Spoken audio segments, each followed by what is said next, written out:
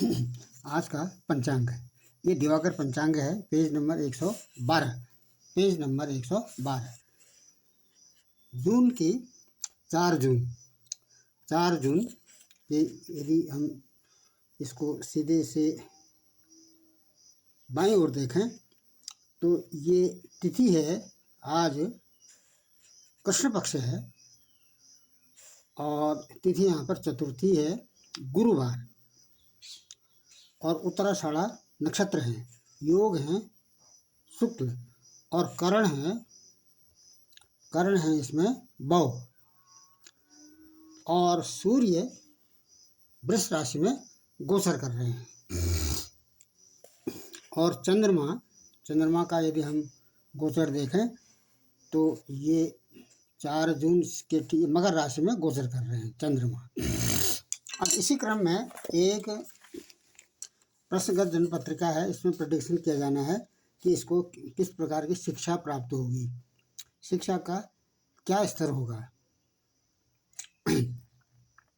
और दूसरा इसमें प्रेडिक्शन किया जाना है कि विवाह की स्थिति क्या होगी और नौकरी के कब मिलने की संभावना कब है। ये प्रश्नगत जन्मपत्रिका है 1 जुलाई 2000। यदि हम इसको इस तरह से देखें तो ये जो पत्रिका है ये 1 जुलाई 2003 की है और सायं 4 बजे, और जब ये जन्म स्थान है। यदि इसके संबंध में मुख्य रूप से प्रेडिक्शन यदि किया जाए तो यहाँ पर जो पंचमेश हैं, पंचम हाउस में 12 नंबर की राशि है, इसके स्वामी गुरु बनते हैं। गुरु आश्लेषा नक्षत्र में हैं जिसके स्वामी बुध हैं। तो क्या होगा, बुध इनको कंप्यूटर की शिक्षा दे देंगे। और ये जो बुध हैं के साथ सूर्य, शुक्र और शनि भी हैं, तो शनि यहाँ पर टेक्निकल शिक्षा देते हैं और सूर्य सेमी टेक्निकल, और शुक्र यहाँ पर इनको ये जो सुख से संबंधित का भाव, सुख से संबंधित ये शुक्र हैं। अब इसके जो गोचर यदि हम देखें तो गुरु जैसा कि आज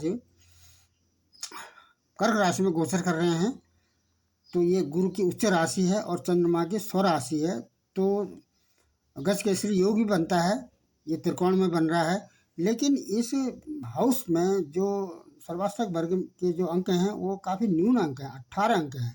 तो योग होते हुए भी इनका जो पूर्ण फल है वो थोड़ा सा विलंब से होगा या न्यून फल मिलेगा। तीसरा जो प्रेडिक्शन किया जाना है, ये जो काम त्रिकोण है 3, 7 और 11, ये काम त्रिकोण के जो इनके बीच में यदि संबंध देखा जाए तो सप्तमेश अष्टम भाव में बैठ गए हैं, इत्रिक भाव में बैठ गए हैं, और जो एकादशेश हैं वो भी इस त्रिक भाव में हैं, और ये जो तृतीयेश हैं ये भी त्रिक भाव में बैठ गए हैं। और ये मंगल भी बैठे हैं केंद्र में। यदि D1 में भी मंगल केंद्र में है, और यदि इसको देखा जाए D9 देखा जाए तो D9 में भी मंगल केंद्र में है। और कारकांश यदि हम जन्म पत्रिका देखते हैं, कारकांश का मतलब है कि जो आत्मकारक ग्रह हैं वो गुरु हैं।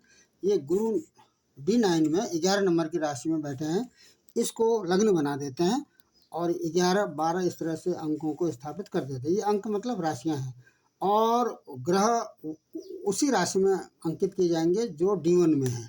जैसे D1 में शुक्र 7 नंबर की राशि में है, तो यहाँ पर भी शुक्र कहाँ पर बैठेंगे,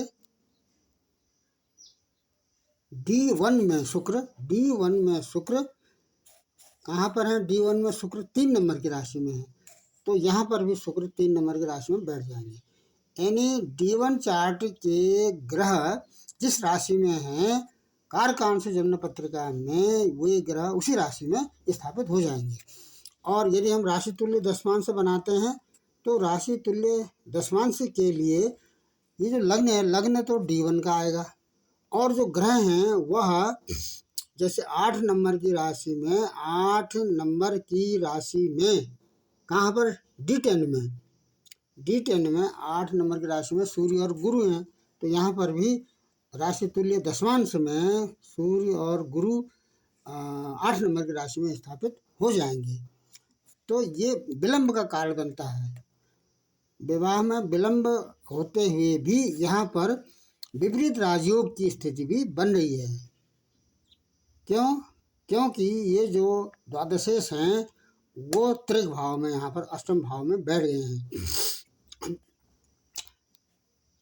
इसका जो अनुमान है वह अनुमान लगाया जा सकता है 2026 में।